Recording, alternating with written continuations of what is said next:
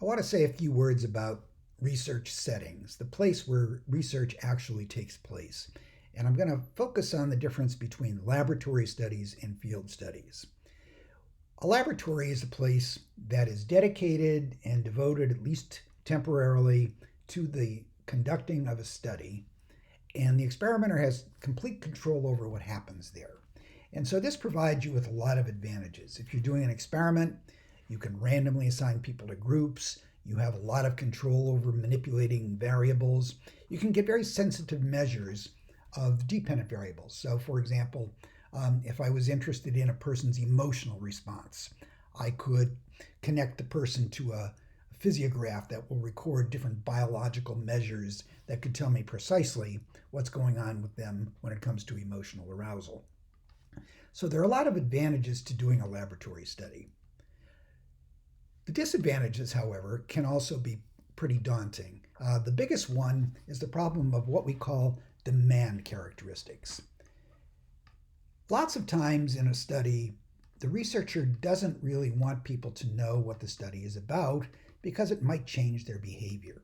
And so they have to sort of deceive the subject about the purposes of the study, at least hide the purposes of the study. Now, subjects in experiments are very curious about what's going on, and so they're actively trying to think about what the hypothesis is, what the study's about, and this could affect their behavior in a way that the experimenter does not want. Now, sometimes it really doesn't matter if the person figures out what the experiment's about. If I'm doing a study where I'm interested in how well people remember faces, and I'm showing a slideshow of faces and then later on testing people to see how well they remember them, if the person knows that the study is about remembering faces, it probably isn't going to be a problem. On the other hand, if I'm doing something where the subject's knowledge of the behavior I'm studying will be affected by, will affect their behavior, that's a problem. Many years ago, I used to do research on nonverbal communication, and I was interested in eye contact, how much people look each other in the eye when they're interacting with each other. And I very quickly discovered you can't tell people that this is a study about eye contact because you had these people sitting across the table from each other, and every time they would make eye contact, there'd be this twitchy looking away and giggling, and they looked absolutely deranged. If they knew the study was about eye contact, it totally destroyed any normal patterns of eye contact that they would have engaged in. So I had them sitting together in the room interacting, and they thought they were waiting for the experiment to begin. And this took away the problem that I would have. No matter what they thought the study was about, as long as it didn't change their patterns of eye contact, it didn't cause a problem. Now, there are different types of demand. Demand characteristics, to give you a formal definition, are cues in the situation that give away the hypothesis. They're things that tell people what the experiment is about when the experimenter doesn't want that to happen. So when you're designing an experiment, you have to be very careful to deal with the problem of demand characteristics. Now, at Knox College, the kind of demand characteristic we usually see is something we call the good subject syndrome. People are volunteering for an experiment.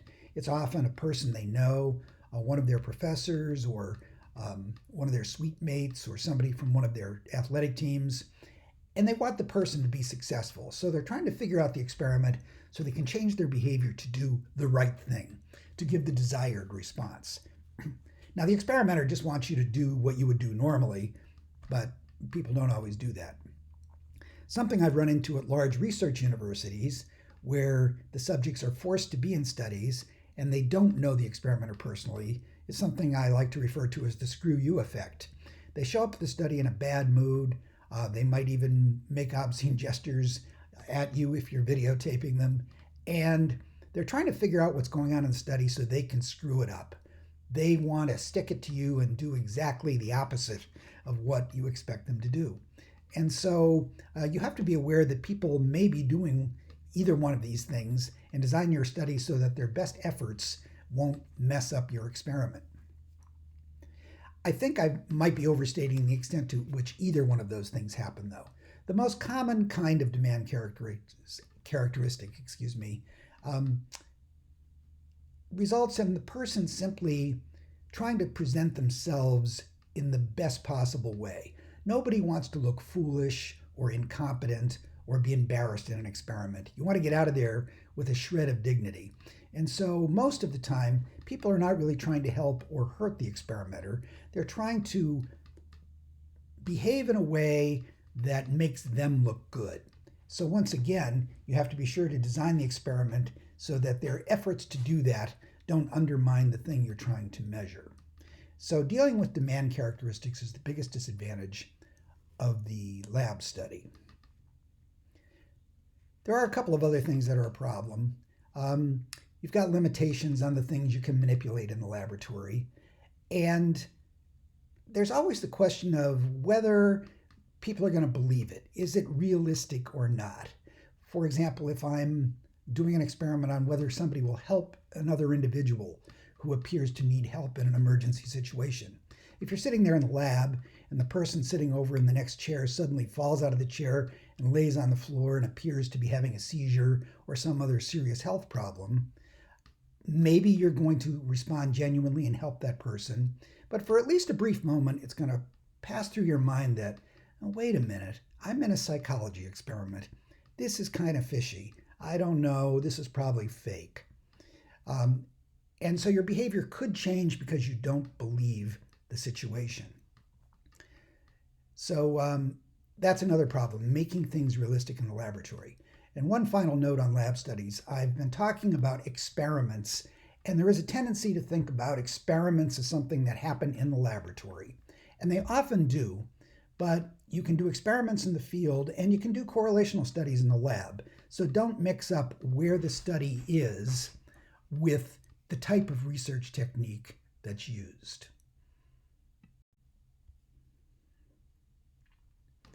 The advantages and disadvantages of field studies are pretty much the exact opposite of what we talked about with laboratory studies.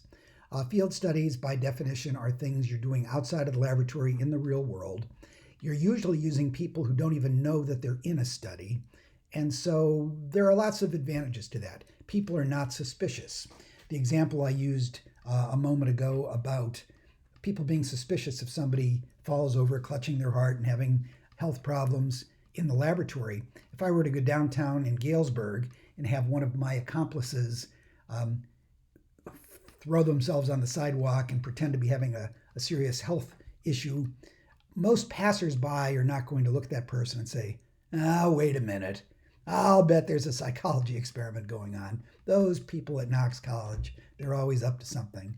No, they're out there in the real world living their normal lives, and they're going to take this seriously. They're going to assume it's a real emergency. So you get rid of the suspicion. Another advantage is that you can study different kinds of people. Psychology has sometimes been ridiculed as being the psychology of college sophomores, because most of the research in psychology goes on at universities, and researchers naturally use the people that they have the easiest access to, which are college students. So if you're doing field studies, you might be able to find people of all kinds of ages and from different backgrounds that you wouldn't get in a college classroom. And also you can simply study more powerful variables. Things that are happening in real life have more realistic effects. They influence people more strongly. So there are lots of good reasons to do field studies, but there can be disadvantages as well. A lot of the stuff you might like to do, like randomly assign people to groups or get very sensitive measures of the dependent variable, might be harder to do. In the previous slide, I used the example of attaching electrodes to people to measure biological responses. Well, in a field study, you can't wrestle people to the ground and hook electrodes to them. You have to infer their emotional state by other things, like their behavior, their facial expressions, and so forth. And you just don't have a lot of control over the situation out there in the field. You never know what's going to happen that just comes out of the blue and disrupts your experiment. And it can be a big hassle as well. If you're doing a study in a shopping mall or any other public place, you often have to go through a lot of bureaucratic red tape to get permission, and it's just much more of a hassle. But field studies are an important part of what goes on in psychology, I think increasingly so. And knowing the advantages and disadvantages of field versus lab studies is an important part of being a researcher.